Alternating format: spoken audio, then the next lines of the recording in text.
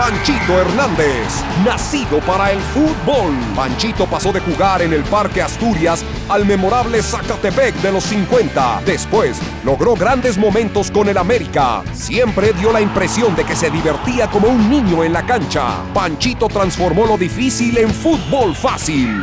Era muy exigente. El hombre que se adelantó a su época. Pues simplemente un jugadorazo. Con una sola frase lo haría yo: capacidad. Muy estricto, no hay pretextos, no hay nada de... No se puede salir, como él dice, con cosas raras. Maestro, yo diría maestro, porque nos enseñó. Extraordinario, no era, sigue siendo. Soy Francisco Hernández, me conocen por Panchito Hernández. 14 de mayo de 1927. Ahora cuando quiero intentar comunicarme con alguien y digo Francisco Hernández, ya no soy conocido, o sea que tengo que decir que habla Panchito. Que ya para mi edad como que no queda bien, pero así es el deporte. Mis padres eran de nombre Daniel y Guadalupe. Mi padre con una carrera política en Toluca. Mi madre era una dama de hogar. Vivimos en Toluca, nací en Toluca. Ahí cursé la primaria y parte de la secundaria hasta el primer año. Éramos 4 hermanos. Mi hermano mayor quería seguir o iniciaba a estudiar medicina, pero en Toluca no había carreras profesionales. Se vienen a la Ciudad de México para que pudiera estudiar sus hermanos que eran mayores, él era el más chico, no había universidades en Toluca, y vienen a vivir junto al estadio, que es el Estadio Asturias. A los 13 llego al Parque Asturias, mis nuevos amigos, el primer día que me ven en la mañana me dicen: ¿Y tú qué haces con esa bicicleta? Que era el único deporte que yo hacía. Aquí es fútbol. Dejo la bicicleta y me pongo a jugar mi primer partido callejero.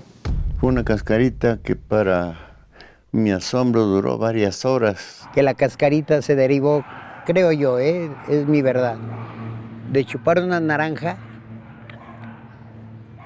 y jugar con ella para que no cayera.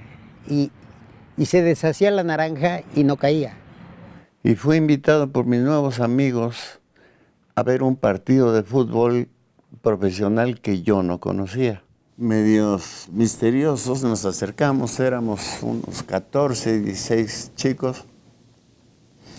Llegamos a la barda del campo y de pronto dijeron: ahora. Y empezaron a bambolear y recargarse sobre una barda. Yo no sabía qué estaba pasando porque ese mecanismo yo no lo conocía. Yo iba a intervenir para ayudar, pero me dijeron: no, tú eres el invitado. Me echaron para atrás, la barda se derrumbó y pasamos todos. Se tiraban las bardas muchas veces para entrar la gente. Se rompió la barda, una barda de ladrillo de unos 3 metros de alto. Se hacían agujeros en bardas de tabique y con castillos y cerramientos de concreto, no eran mallas o lo que fuera, ¿no? Ahí vi el primer partido que era Atlante-San Lorenzo, y dentro del Atlante hubo 2 jugadores que me llamaron poderosamente la atención. Le decían el maestro Bantolrá, de ascendencia española, y un centro delantero que por su forma de jugar y por el conocimiento que tuve posteriormente, pues era el ídolo máximo de México. Se llamaba Horacio Casarín. Y la vida de mi padre cambió, y de ahí hasta la fecha. Yo no conocía el fútbol profesional. Ese partido me produjo la introducción de un virus que todavía no me lo puedo quitar. Y me hice un enamorado terrible del fútbol. Era una época en que el niño o entraba gratis o pagaba un boleto de 25 centavos. Me paraba yo en la puerta de pases, cuando no había billete, que era casi siempre. Le decía: ¿me mete? Y había quien te decía: sí, como no, nomás que te agarraran de la mano y ya entrabas. Empecé a ver entrenar al Asturias, al Necaxa, al Marte. Le llamó tanto la atención, fue tan impactante para él, y evidentemente los equipos que estaban, estaba el Asturias, y que otro estaba otro equipo español. En la colonia, con ese nuevo grupo de amigos, me inscribieron en un equipo de fútbol en el que podías tener 15 años o 18 o 25 y podías jugar. Y así inicié mi carrera de fútbol, meramente ocasional, porque yo nunca pensé, desde luego, que tendría posibilidades de hacer algo más serio. De ahí se metió y ya no lo sacaste nunca del fútbol. Fue su vida y se acabó. Y a contra de mi abuelo, contra de quien fuera, fue el fútbol. Y fui invitado por un amigo que jugaba en el Necaxa, yo no sabía, me invitó y fui a las fuerzas básicas del Necaxa. Yo acudí a algún partido en el Necaxa. Era un estadio con tribunas de madera, pero con un pasto extraordinario, porque los propietarios del Necaxa era la compañía de luz, eran ingleses. El estadio del Necaxa tenía pasto inglés, que siempre fue famoso. Estuve ahí un par de años y ese equipo desaparece, el Necaxa, porque no quiere ser o entrar a la era del profesionalismo en México. Se retira y todos los que formábamos las fuerzas básicas pasamos al Club Asturias. Posteriormente el fútbol tuvo como casa el Parque Asturias, en la calle de Chabacán. Y curiosamente, en los alrededores de ese estadio, Panchito Hernández tuvo su desarrollo.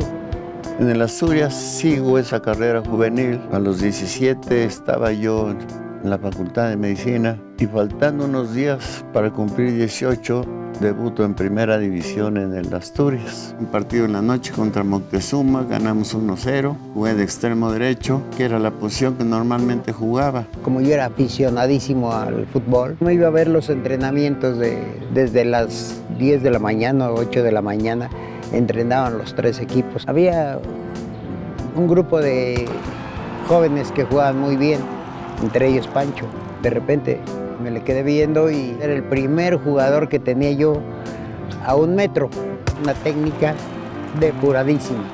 Yo tengo 17 años y recibo mi primer sueldo de 400 pesos, que era exageradamente mucho más de lo que yo necesitaba, ¿no? Lo empecé a tomar con seriedad y en ese momento familiarmente no tenía ningún problema porque mezclaba muy bien mis estudios con el juego.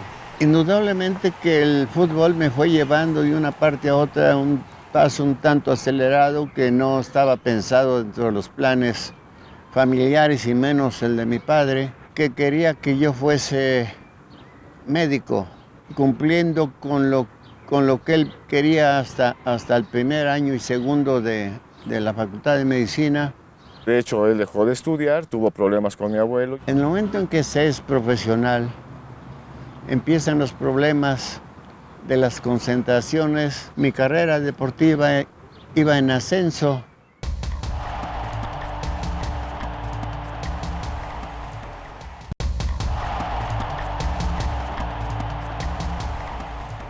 En 50 voy al único campeonato mundial en el que representé a México como seleccionado. Me tocó ir como comodín, que resulté comodín de nada porque no jugué ningún partido. Viajamos a Brasil en un viaje tan rústico de aquellos años, con una selección que escasamente estuvimos por ahí concentrados una semana, con una condición física muy precaria.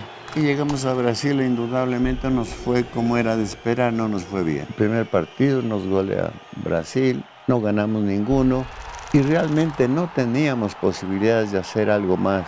Nuestro fútbol, comparado con a nivel mundial en aquella época, era bastante mediocre. Ellos siguieron como locales y con un equipo formidable, al que algunos catalogan como el mejor equipo de Brasil en toda la historia. Y afortunadamente tuve una de las satisfacciones más grandes de mi vida deportiva, que como compañero tuve a quien había sido mi ídolo de mis años infantiles y juveniles. Horacio Casarín fue, y seguirá siendo recordado como el gran ídolo, con un comportamiento excepcional dentro y fuera de la cancha. La mentalidad de ahora es totalmente diferente. Antes eran ídolos de verdad, no lo que nos ponían para que fueran ídolos. Tú los escogías. Al regresar a México nos dieron la noticia de que el equipo Asturias y España habían desaparecido. Había muchos pleitos en las tribunas entre, según decían la gente de México, de republicanos y franquistas. El presidente de la República, Ávila Camacho, le solicita a la gente del Club España que lo ideal es que se retire del fútbol para evitar esos problemas. Ante esa situación, el España y las Asturias les pidieron o que cambiaran de nombre o que se retiraran. La colonia española decidió no tener ningún problema con el gobierno mexicano y se retiraron los dos equipos.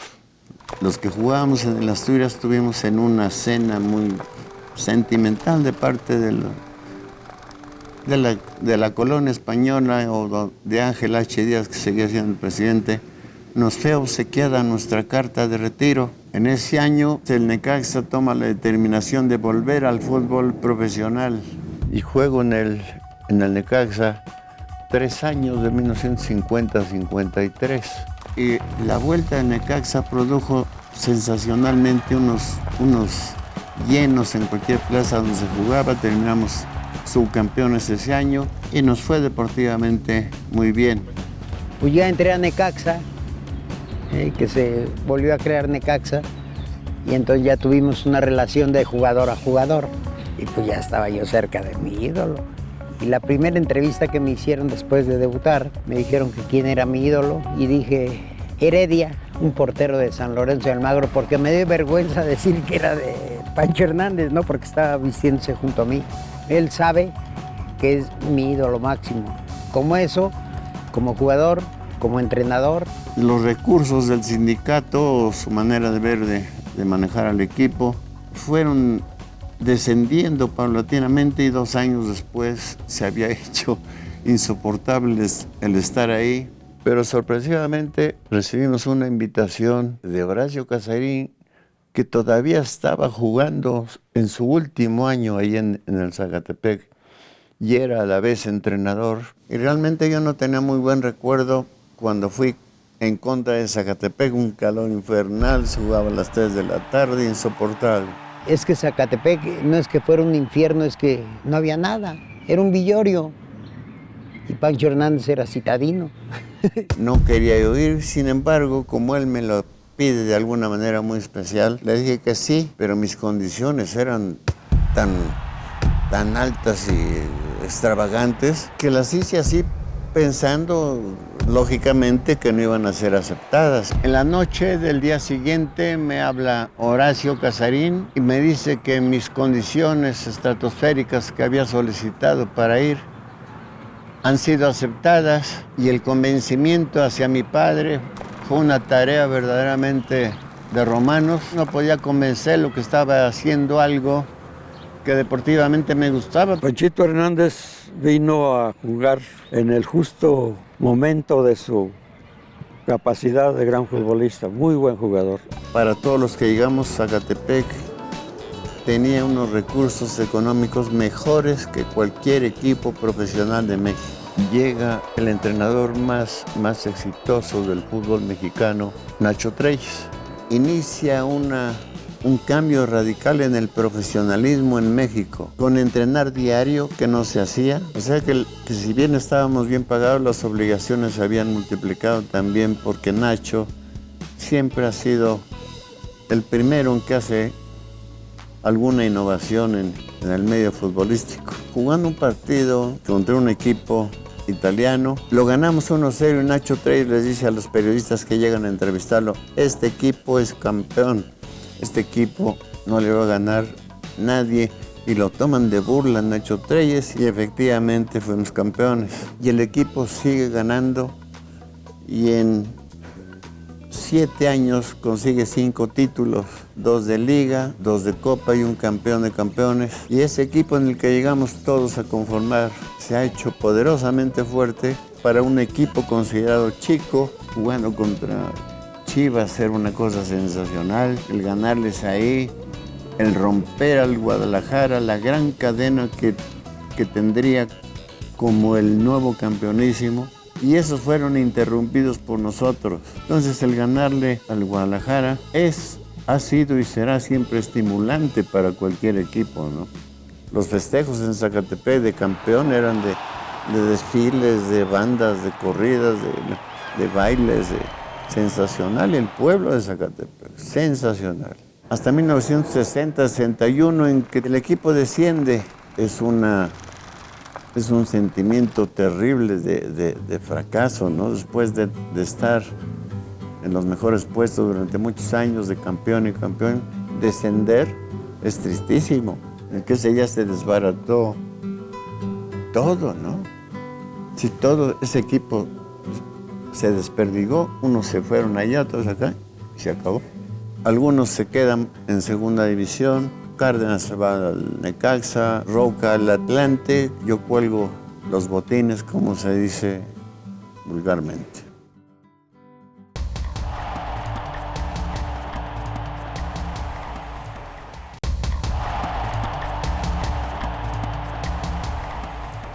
Uno normalmente piensa en qué hacer en el momento de retiro.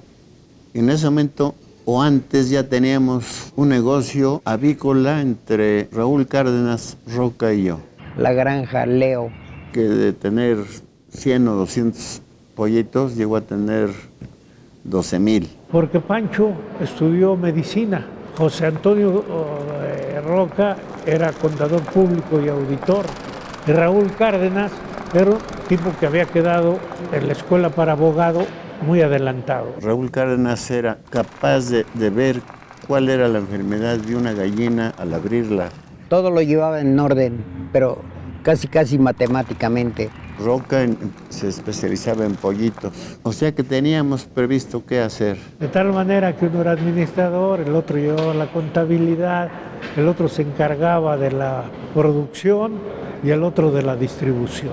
Desafortunadamente, la esposa de un alto político presidente de la República permitió la introducción del huevo de desecho de Estados Unidos a México. De ese chiquito de mala calidad en Estados Unidos que no se vende allá, e hizo quebrar absolutamente a todas las granjas avícolas en México. Nuestra herencia, que el fútbol nos había dejado, pues desapareció con esa medida política que a veces nos sucede aquí en el país, ¿no? Después completé mi historia cañera cuando regresé como técnico. Y como técnico estuve 3 años intentando salir de la segunda división y haciendo algo que siempre me entusiasmó y me sigue entusiasmando, que es la formación de jugadores.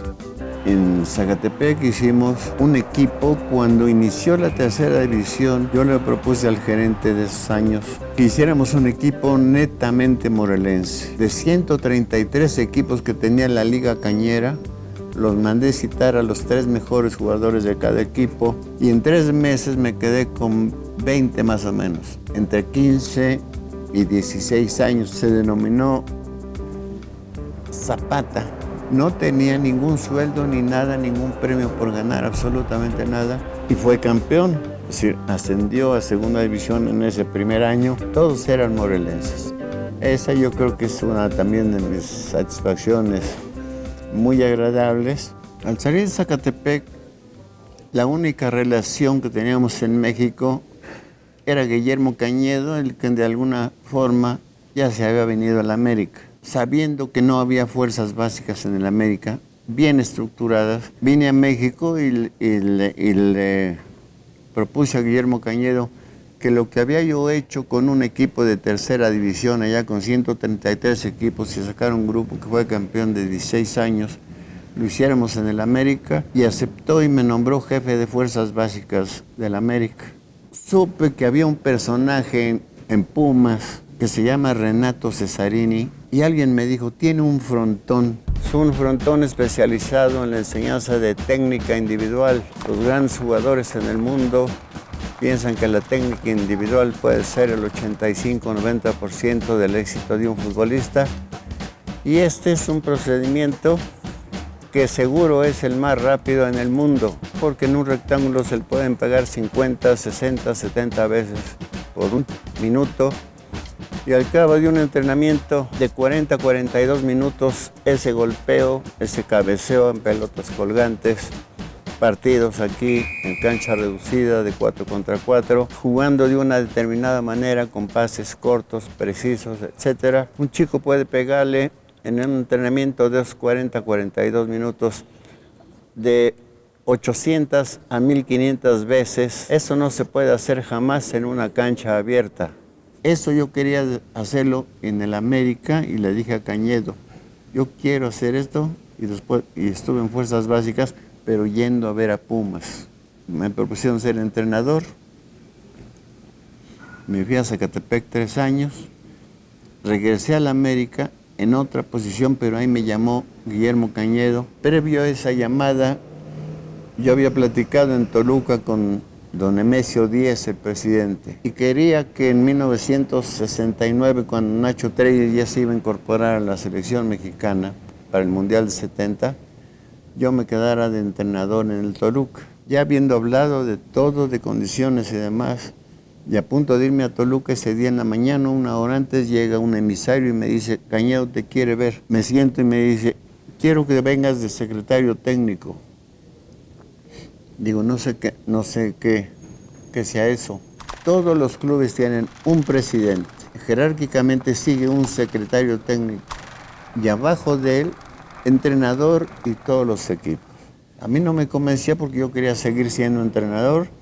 Se lo mencioné a Cañedo y entonces me sacó un buen recurso de hablar de amistad y de cosas así.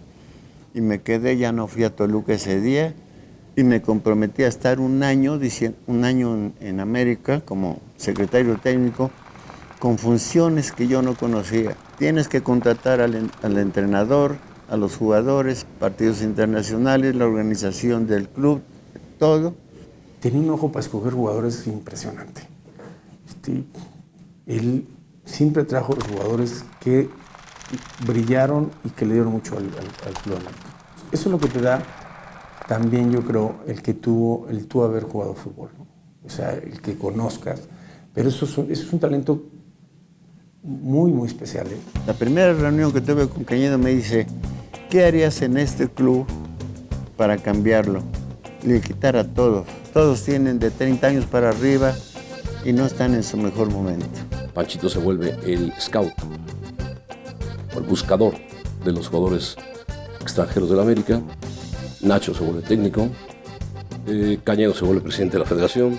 Un equipo totalmente armado y de pronto centro delantero no había.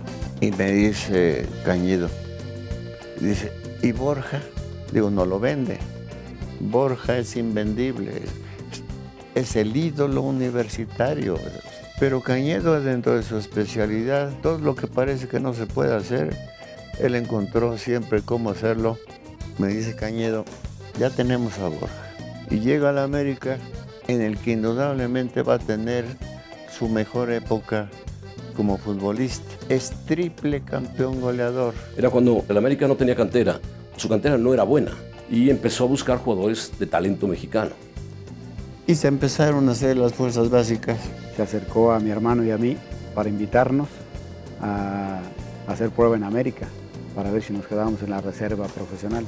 Entonces creo que es el legado, la formación, la importancia de darle oportunidad al medio mexicano de que sí hay jugadores mexicanos. A mí me da mucho coraje que haya tanto extranjero malo, cuando sí hay muchos chicos mexicanos que tienen la posibilidad de salir adelante. Y creo que es el legado máximo de mi papá. Tener un equipo de una base mexicana nacida en el nido, porque ahora es nido, aquí no es cantera. A ver si producimos jugadores que no hagan lo que ahora. Estamos enfrente de la portería y nos falla la definición. Después de regresar de sus viajes, decía, bueno, ¿y por qué tardas tanto? ¿Cómo es posible? ¿Es tan difícil buscar un jugador? Dice, no es tan difícil a veces conseguirlo. Se puede conseguir el jugador. Sin embargo, está en función también de la cuestión económica y otra que es muy importante, lo cual es, dice que llego a conocer a veces hasta su abuelita del jugador. Podría ser un excelente jugador, pero si su vida personal era un desorden, pues no iba a funcionar. Él conoció a mi familia también, a mi papá, en paz descanse, a mi mamá, y platicaba que él se arrepentía de no haberme retenido en América. Yo fui a América en 69 y yo debuto en 72 en Cruz Azul. Fue una etapa de falta de atención a nivel familiar. Creo que en eso sí el fútbol me cobró una factura. Alguna vez alguna de mis hijas me dice, oye, papá, dice, en la escuela todos los niños se van de vacaciones.